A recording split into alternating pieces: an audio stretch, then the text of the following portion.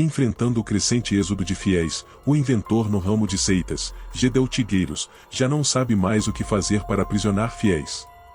Graças às plataformas de vídeos, podemos disponibilizar conteúdos importantes para vocês.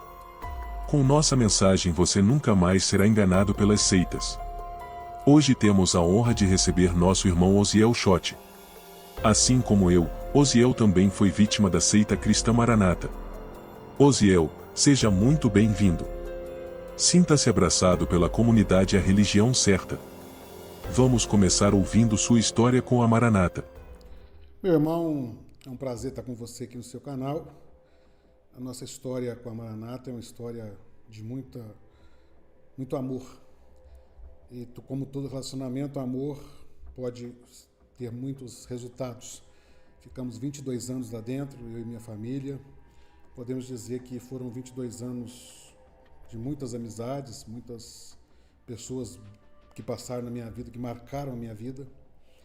Mas também 22 anos que deixaram cicatrizes.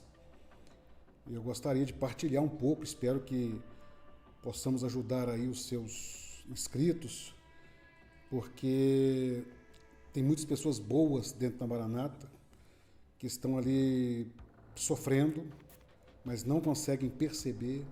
É igual uma pessoa quando está nas drogas, ou quando está num vício, ou quando está num relacionamento tóxico. Ela só consegue perceber isso, talvez, quando ela sai de lá e vê que estava morrendo lá dentro.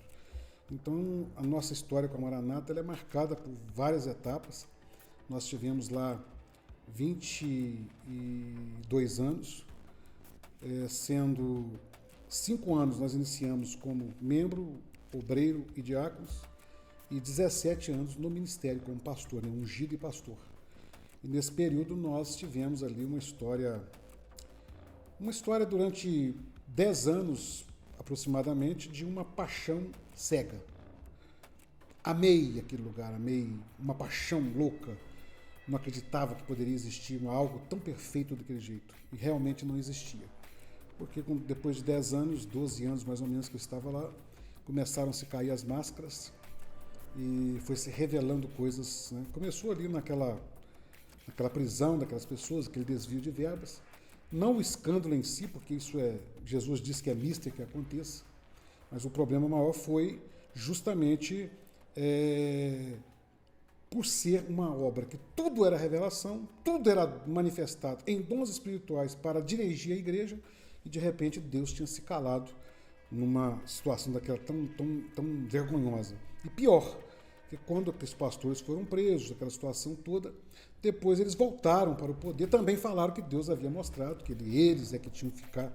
Então ali começou a perder o encanto, né? Começou a perder-se o brilho daquele lugar. E a minha história, dali para frente, foi um desastre, porque eu queria a verdade acima de tudo. Tem vídeos no meu canal que eu falo sobre isso.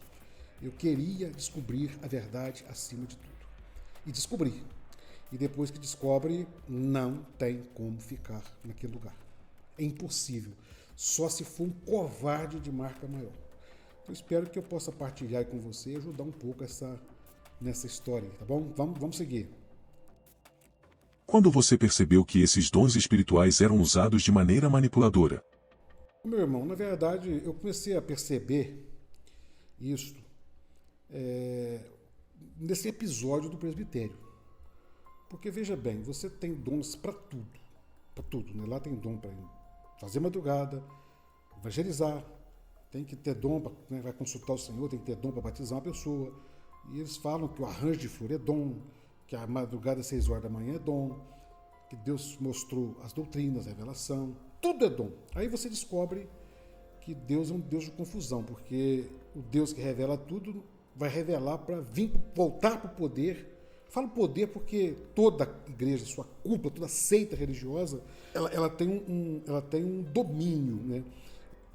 Eu posso dizer que toda seita religiosa, ela tem é um império, né? É uma ditadura, é um negócio assim, um monopólio de poder que fica com meia dúzia de pessoas, com um líder máximo, igual a Coreia do Norte. Tem um líder máximo, tem os seus capachos ali que são usados para poder fazer o domínio sobre tudo. E lá não é diferente, é assim que acontece. E aí eu comecei a perceber que esse negócio de revelação dos dons do presbitério, e depois isso é o maior domínio, porque o que acontece nas igrejas é um reflexo disso. É lá que acontece o grande domínio com a palavra chamada revelação e dons espirituais. Que é muito misturado essas duas palavras lá, né? Pode nos dar um exemplo específico de como essas falsas revelações eram usadas para manipular os fiéis? Eu entendo, Sadraque, veja bem, um exemplo claro daquilo lá é a questão de domínio. Depois que a gente consegue enxergar isso, fica muito claro. O domínio da mente, como que é feito, se você consegue controlar o jeito que eu uso a minha barba, ou o jeito que eu rapo o meu cabelo, corto o meu cabelo, o jeito que a mulher veste a saia, eu controlei esses detalhes, eu vou expandindo, são testes. Então, Deus revelou que nesta obra o homem não vai ter barba. Todo mundo obedeceu. Beleza. Deus revelou que nesta obra as mulheres têm que usar saia. Todo mundo obedeceu. Então, a gente começa, porque quando é o seguinte, você conhece uma Assembleia de Deus, por exemplo, não é o assunto, mas a prática nossa aqui é essa. Na Maranata não fala isso, ela fala que Deus revelou para eles assim. Então, aí, quem vai questionar? Quando eles foram testando, foi dando certo, a coisa foi aumentando. Então, qual é a forma para que ninguém questione nada? Usa a palavra Deus revelou.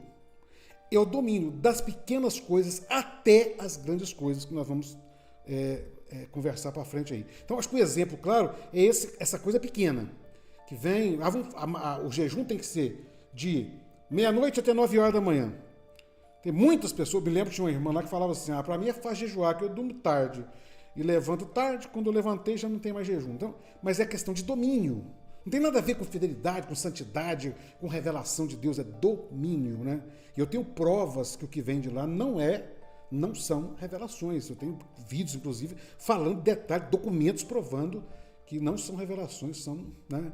Então acho que isso aí é um primeiro exemplo básico para nós entendermos aí.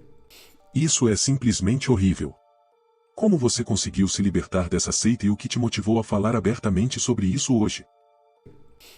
Meu irmão, aí a sua pergunta é complicada, porque veja bem, é um processo, não foi algo de um dia para o outro. Nós tivemos que, depois que aconteceu esse episódio, foi juntando, aí eu despertei e falei, olha, tem alguma coisa errada. Não pode, não tem como estar sendo revelado tudo isso lá no presbitério depois daquele escândalo que houve. Então foi quando a gente começou a ver que a estratégia estava relacionada a domínio. E a palavra revelação, eu perguntei um dia a um pastor, que naquela época era muito amigo meu, e depois, né, lógico que a gente sai, os caídos não são mais amigos dos santos. E eles nos consideram caídos, né?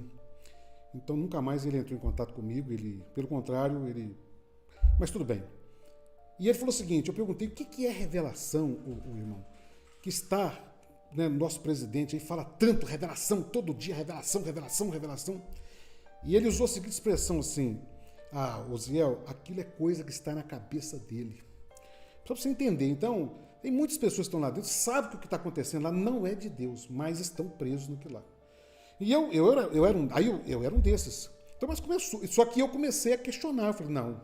Mas a primeira coisa que me deu uma alavancada muito grande foi descobrir que aquela mensagem quinta medida, talvez o seu inscrito aí não saiba dessa história, né? Houve uma mensagem lá que chamava Quinta Medida, que era uma cópia de uma mensagem esotérica, de uma mensagem meio esotérica, meio espírita, que tem a roda aí na internet, umas parecidas, umas mais longe, e algumas idênticas, né? Que falava da altura, as 3 dimensões, né? Altura, profundidade e largura. A 4ª dimensão, que é o tempo, né, de Einstein, e a 5ª era uma elevação espiritual. É uma mensagem gnóstica. E eu descobri que aquilo ali tinha na internet. E aquilo foi transmitido, retransmitido. Nós pregamos aquilo muitas vezes, porque vinha a orientação, tem que pregar a quinta medida, porque era a revelação de Deus de uma doutrina nova para a obra. Aí eu descubro que aquilo era um plágio olha bem, era um plágio da internet. Quando eu fui apurar isso, eu vou resumir aqui, mas eu procurei minha coordenação, eu mandei carta para a comissão de doutrina do presbitério, explicando que eu achei a mensagem.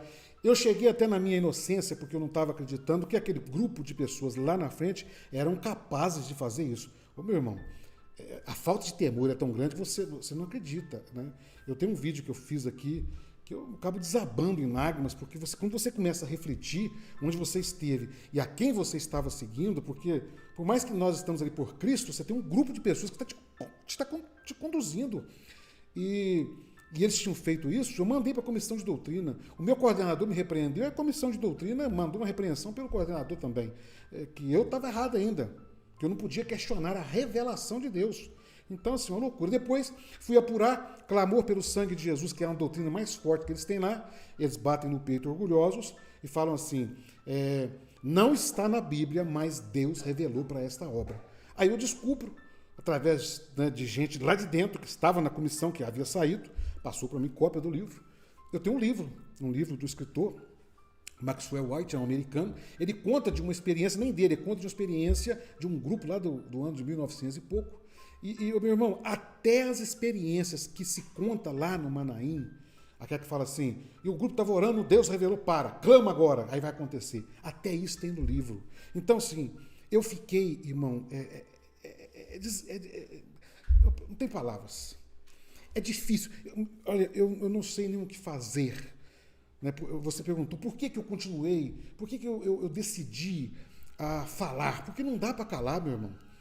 O que está acontecendo dentro daquele lugar é uma vergonha. Eu não vou falar de outros, porque lá eu sei, lá eu estava. Algumas pessoas falam comigo assim, mas você tem um canal para falar mal da Maranata? Eu falei, não, meus irmãos, meu trabalho é para falar do Evangelho sem as máscaras. Mas eu tenho pessoas que eu amo lá dentro que eu tenho que abrir os olhos. Aí fui aprofundar mais. Uma das mensagens lá, consagradas lá, é justamente como é que fala? As revelações de Cantares de Salomão. Existe livro de Cantares escrito, o meu irmão, do ano 200 depois de Cristo, Orígenes de Alexandria. Ele usava uma prática que não é revelação, não existe revelação na Bíblia, existe a interpretação alegórica. Tem pessoas mais criativas que conseguem ver mais coisas, tem pessoas menos, tanto que se fosse revelação de Deus para a obra, qualquer pregador que subisse no púlpito teria a mesma revelação, mas não tem. Cada pessoa mais criativa, o outro tem mais capacidade, o outro lê mais, o outro tem mais fantasia na cabeça. E Orígenes de Alexandria chegou a ser considerado um herege, porque tanta coisa que ele foi inventando, que ele fez muitas heresias. E está lá o livro que chama Homilias, Homilias e comentários do Cântico dos Cânticos. Né? Então, ano 200. Antes de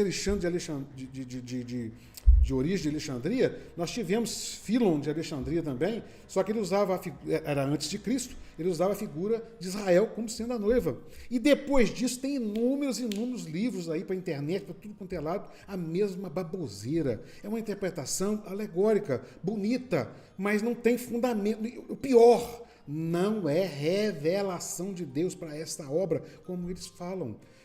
Eu fui descobrindo tudo isso, eu ia ficar lá dentro ainda como? Alguém pergunta assim, mas você não fez nada? Eu fiz, eu tentei. Começaram a me massacrar por causa disso, né? Porque não aceitam.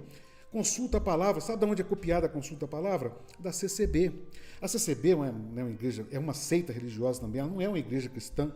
Eles estão tentando agora melhorar um pouco, mas eles têm uma sectarismo, uma coisa nojenta. E uma das práticas que eles têm lá, que é muito criticada por toda a cadeia cristã, teológica, é a consulta à palavra. Abrir a Bíblia, né, chamava de bibliomancia, porque as pessoas confundem, o irmão. Aquela pessoa que estava num momento de angústia, e ele precisava uma voz de Deus ali na sua calada de dor, e ele abriu a Bíblia e Deus falou com ele. Eu creio nisso, pode acontecer. Deus já fez isso comigo. E pode fazer com qualquer um. Deus é Deus, ele falou com a mula, ele falou com o galo, ele fala com Nabucodonosor, um ímpio. A próprio Jesus diz que muito naqueles dias dirão, Senhor, eu profetizei. Ele usa ímpio para profetizar. Então, veja bem, mas o pior de tudo isso é dizer, Deus revelou nós estávamos orando, o Senhor fecha a Bíblia, abre a Bíblia. Copiou da outra igreja, rapaz. Então, assim, é doentio.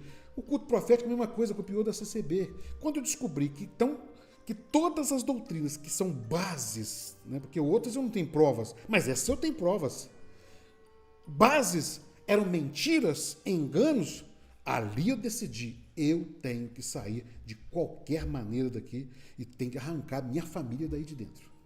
Osiel, como a Maranata lida com a dissidência dentro da comunidade? Existe espaço para questionamentos ou críticas? Meu irmão, quando eu fiquei sabendo de tudo isso, eu tentei não me levantar contra ninguém. Fui com muito respeito, porque eu sempre respeitei os meus... Eles podem falar o que quiser de mim lá. Sou caído, sou sambalate, sou filho do diabo, pode me chamar de quiser, não importa não. Lutero é considerado pelos nossos irmãos católicos filho do diabo e eu sou considerado pelos nossos irmãos da Maranata como filho do diabo também, da perdição. Eu não importo isso não, meu negócio é com Cristo. Eles tratam os dissidentes como rebeldes. Você não pode questionar nada. Nada.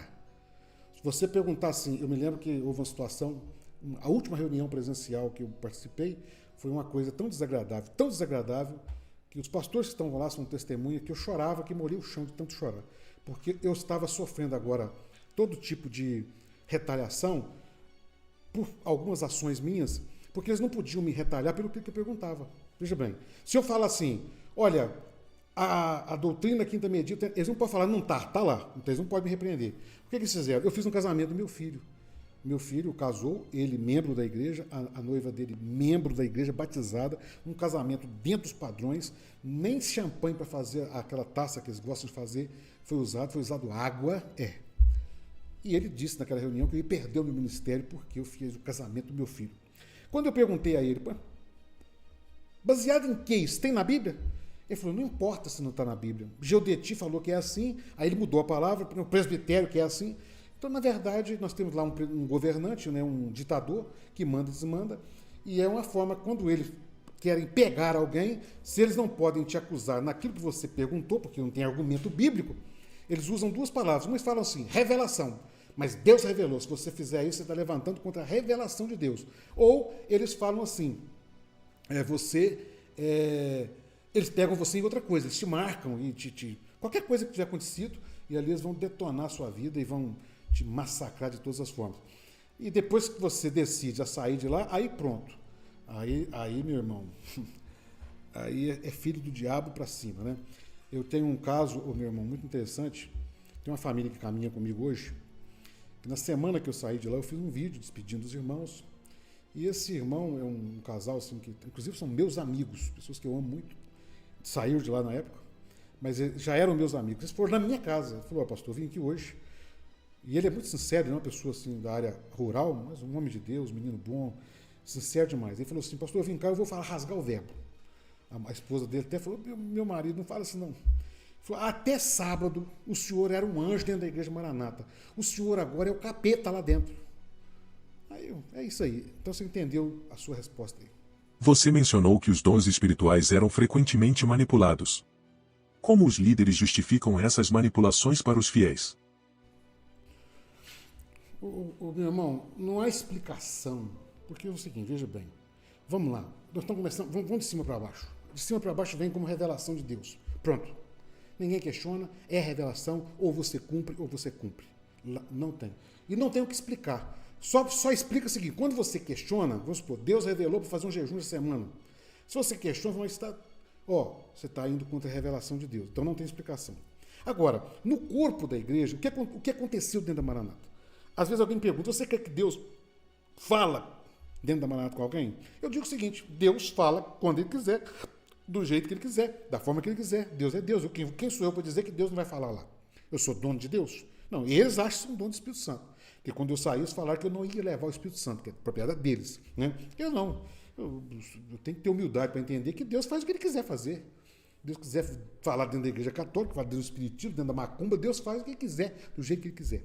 É tanto que o próprio Jesus disse que naquele dia muitos chegarão, Senhor, eu expulsei demônios, eu falei em novas línguas, eu fiz maravilhas, eu profetizei no teu nome, e Jesus vai dizer, eu não vos conheço. Então, agora, no seio da igreja, isso virou uma meninice. Por quê? É muito comum você lá ter um irmão que tem raiva do outro, dando a sonhar com ele e traz dom, o senhor mostrou. Se o pastor não sabe da história, vai aplicar aquilo na dificuldade do irmão. Agora, outros casos que acontecem demais da conta lá. O sujeito fica sabendo do seu problema, no outro dia está tendo visão com você. Eu vou contar 2 casinhos para você, que simples. Vou falar 3. Primeiro, A irmã foi no batismo na igreja católica de um sobrinho dela, que ela não tinha como deixar de ir. E é proibido lá alguém entrar na igreja católica.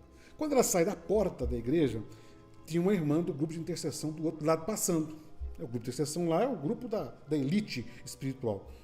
Quando ela sai, ela e o marido dela estavam juntos, ela chamou o marido dela e falou, olha, vai ter dom conosco lá, com dificuldade. A irmã tal passou ali e me viu. Não deu outra. Quinta-feira, o pastor chama eles para orar, e falou, chamando vocês para orar, que o Senhor mostrou uma dificuldade com vocês, muito grande, tal, e é que vocês estão sofrendo algumas situações, e isso é porque vocês estão frequentando lugares que não convém. Pronto. Você está entendendo? Então, a irmã não tem o caráter de se calar e orar por eles, que é o ato mais atitude seria se ela achou que os irmãos fizeram errado. Não. Pior do que... Tem igreja que tem o fofoqueiro. O fofoqueiro vai, pastor, eu vi o irmão tal lá na igreja tal. Agora, lá, não são todos, tá, irmãos? Tem pessoas boas lá dentro que não têm coragem de fazer isso, mas existe lá inúmeros casos, e são os que mais são que falam que são usados em dons, é muito disso.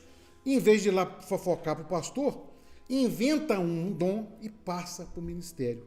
Aí o ministério vai tomar as atitudes. E isso aconteceu, foi inúmeras vezes, né? Só um tolo que não quer acreditar. Outra situação que nós vimos, essa eu presenciei também, eu falo de casos que eu vivi, ou de que alguém me conta com propriedade. Nós tínhamos uma irmã dentro de uma igreja grande, o genro dela era diácono, e esse diácono tinha um ciúme do outro diácono que tinha lá. Era uma coisa horrorosa, nojenta, uma coisa mas não tem problema, se faz madrugada todo dia e se está lá na igreja, é santo. Principalmente se entrega umas visãozinhas. Não tem problema ser inimigo mortal dentro da igreja, não. Essa irmã, que é a maior profeta da igreja, a maior herege da igreja, porque ela trazia toda semana 2, 3 dons com dificuldade com a família do outro diácono, com interesse que fosse prejudicado. Eu, sabendo da história, eu ignorava. E um dia ela me chamou e eu fui repreendido por ela, a irmã da igreja. Pastor, eu estou muito triste que essa igreja está uma bagunça. Eu falei, irmã, mas que bagunça? É porque eu trago dons aqui, eles não são aplicados. Então, são casos desse tipo, irmão. Um terceiro caso foi quando eu saí de lá, uma família que eu acho que está até lá ainda, não sei, me chamou e falou, pastor, eu entendo o senhor saindo. Nós estamos vivendo uma dificuldade muito grande aqui com fulano, fulano e fulano. Esse casal, um casal que prosperou financeiramente, dentro da igreja muito pequenininha. Então, já viu, causa um certo... Dizer que tudo que eles faziam, chegava na igreja, que ficava sabendo, tinha dons com ele. Então, isso acontece, é a forma de manipulação. De cima para baixo, é tudo. É uma manipulação total, completa, vergonhosa, nojenta, podre, diabólica. E dentro da igreja, isso ramificou e contaminou o seio da igreja, uma coisa horrível. E as pessoas estão achando que são dons. O senhor mostrou que deu uma pedrinha branca, aí chora. O senhor mostrou que está aqui na figura de um rio. O cara não crê que está escrito na Bíblia. Jesus falou, eis que eu estarei convosco todos os dias até a consumação dos séculos. Ele nunca chorou com isso. Ele nem liga. Aí vem lá o irmão orar, que sabe tudo da vida dele, o senhor mostrou que ele está aqui para te abençoar. Aí pronto, aí chora. É uma hipocrisia religiosa, na verdade. A lavagem cerebral não aceita, a pessoa despreza o que Jesus falou, o que Jesus ensinou e passa a crer no que o homem falou, no que o homem está ensinando. É uma doença, é uma manipulação total realizada desta forma. Espero que tenha respondido aí a sua pergunta. Pode nos contar sobre algum incidente específico em que viu um membro sendo publicamente humilhado ou controlado através do medo? Isso aí, meu irmão, você está até me apertando demais, porque isso aí acontece muito, isso é público, até no Manaim, por exemplo, nós vimos muitas vezes, pastor lá, os mais graduados, ofendendo a pessoa, humilhando publicamente. E humilha, assim, desde um instrumentista. Agora eu vi muito caso, por exemplo, eu presenciei uma cena do que o pastor chegou na igreja, o arranjo de flor estava, isso aconteceu muito mais de uma vez, o arranjo de flor estava murcho, esse do púlpito. E ele, sim, né, perder a estribeira e chegar a dizer, eu não subo no púlpito com aquele arranjo daquele jeito.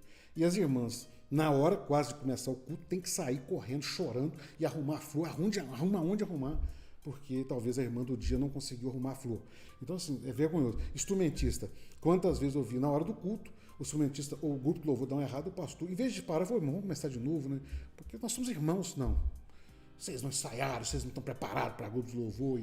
E aí as humilhações são mais diversas. E a ameaça, o medo que acontece muito lá, irmão, é aquele medo seguinte. Vamos supor que tem alguém querendo ser obreiro. Tudo que ele faz, eles usam a ganância, porque tem o sistema religioso, meu irmão, as seitas religiosas, principalmente, elas têm um tripé. O tripé é culpa, medo e ganância. E eles sabem que esses três é fácil de dominar as pessoas. A ganância, dessa forma. Se você não fizer isso, você não vai ser abençoado. Lá tem uma sede, mais uma sede das pessoas de serem obreiro, diácono, pastor, que é um negócio doentio. É um negócio assim, porque isso é ensinado que a pessoa tem que evoluir, crescer espiritualmente, e quando ele tem que crescer, quando ele não está crescendo, é um sinal que alguma coisa está errada.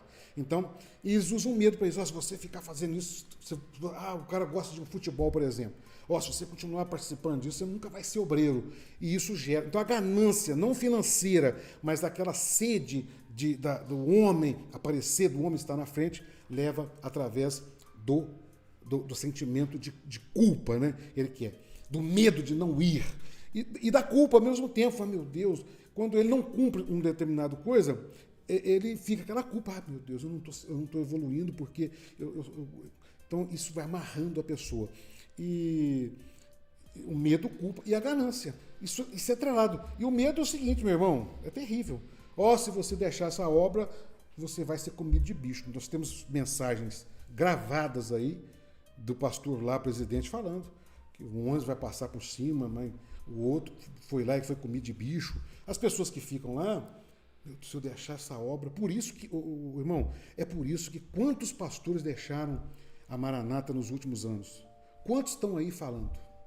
Quantos irmãos saíram de lá massacrados? Quantos estão manifestando isso? Não tem coragem, porque ainda estão. Eles saíram da Maranata, mas a Maranata não saiu deles. Eles saíram do sistema lá onde eles estavam, mas aqui está impregnado nele.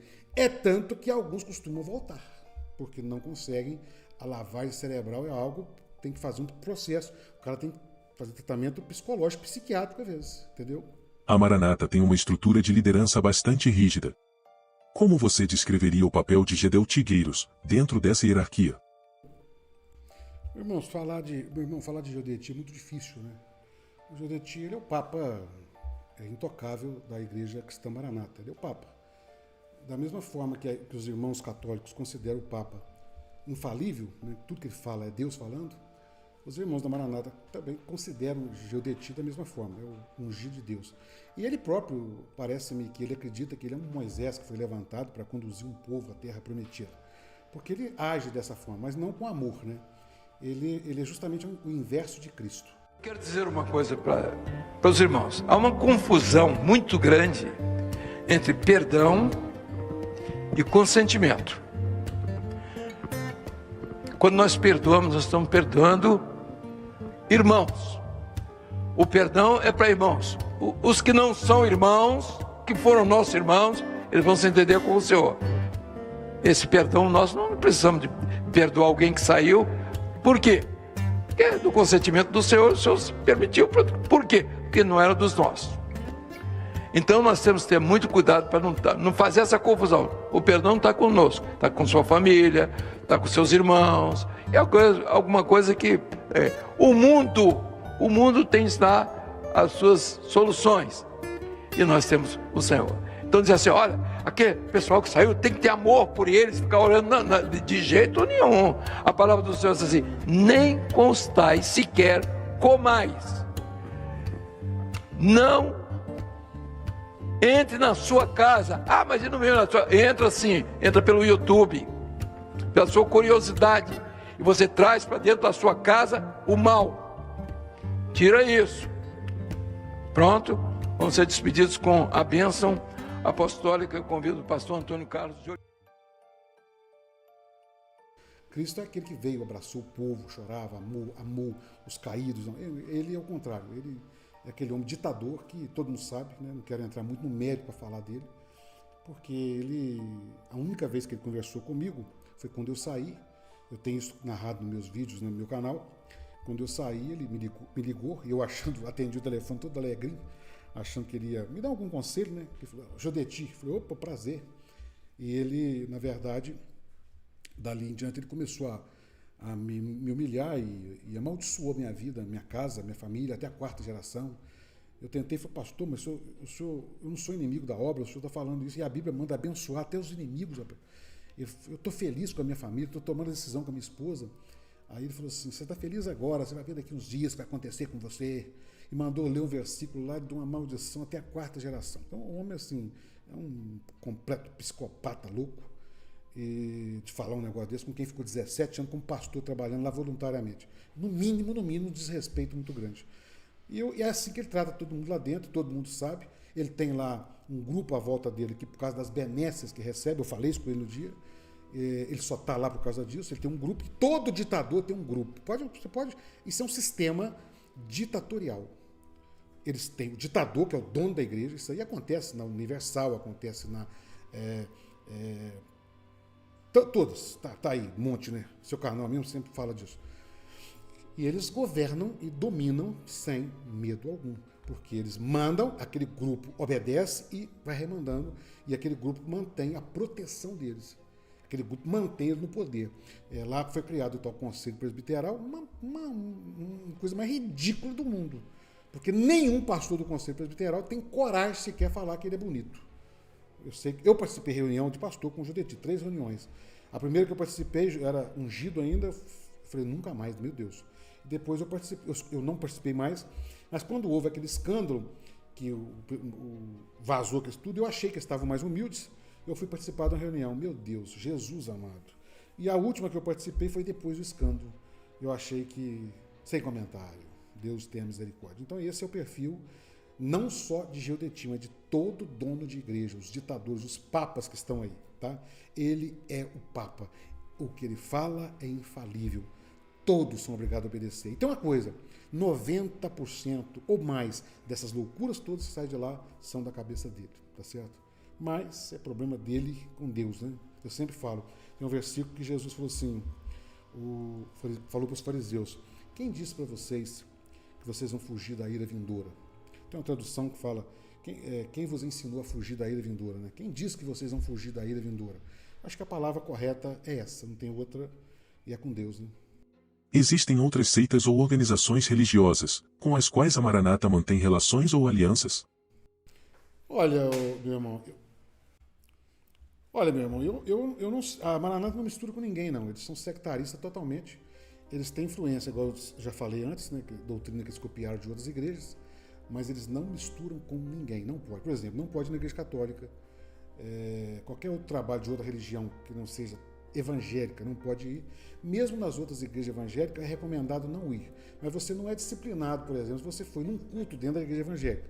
Agora, se você for num show na rua, um culto na rua lá, que teve uma banda famosa, é perigoso você chegar, se for jovem, ir para o banco e tal. Não pode misturar. Você não vê um pastor da Maranata pregando em lugar nenhum e nem vê pastor de ninguém pregando lá. Nunca vi, em 22 anos que eu fiquei lá, e acredito que nunca verei, que eles não misturam com ninguém, porque eles são superiores, né? Eles se acham a única igreja fiel na Terra. Então eles se acham que o púlpito deles não pode dar para... Eles falam abertamente, não vai dar o nosso púlpito para os loucos. Então eles não vão dar o púlpito deles para os outros, e eles não vão pregar para os outros, que são santos demais, vão se contaminar. Então não mistura com ninguém. Osiel, qual foi o momento decisivo que te fez perceber a necessidade de deixar a Maranata? Olha, irmão, a minha decisão foi em junho de 2020, quando teve um evento que chamava Festas e Trombetas, acho que foi a segunda festa e trombeta, a primeira, não sei. Eles iam retransmitir, fizeram um monte de convite, mandou convidar, foi a ordem seguinte, convidar. E eles criaram um programa que tinha que lançar o nome das pessoas, pedir o CPF da pessoa, aquela coisa ridícula. Porque seita, tem duas coisas que seita gosta, do prosélito, ele não gosta de irmãos. Seita não preocupa com almas. É o prosélito. E o benefício que o prosélito dá. A Maranata não pede dinheiro para nada, mas ela tem um benefício. O sujeito não dá o dinheiro, mas dá a vida dele lá dentro. Não paga nada. E põe as pessoas para fazer o que eles querem, da forma que eles quiserem. Então teve esse trabalho. E durante 15 dias, nós tínhamos 15 dias para convidar as pessoas. Na última semana, havia um pastor, eu era coordenador desse pastor, e todo dia ele entrava, nós tínhamos um grupo de pastores ali, todo dia ele entrava no grupo e falava assim, já cadastrei mais 50, Já cadastrei mais 20. Qual cadastro? De pessoas que tinham assistido o evento, porque não tinha lugar lá, pessoas que vão assistir. O cadastro era pessoas que estariam vendo o evento, né? E eu fui aguentando aqui de semana inteira. Quando foi no fim da semana, mais ou menos, isso aí foi depois já estava na pandemia já. Quando foi nos últimos dias da semana quase, eu entrei no grupo e falei, gente, pelo amor de Deus, o negócio tá difícil.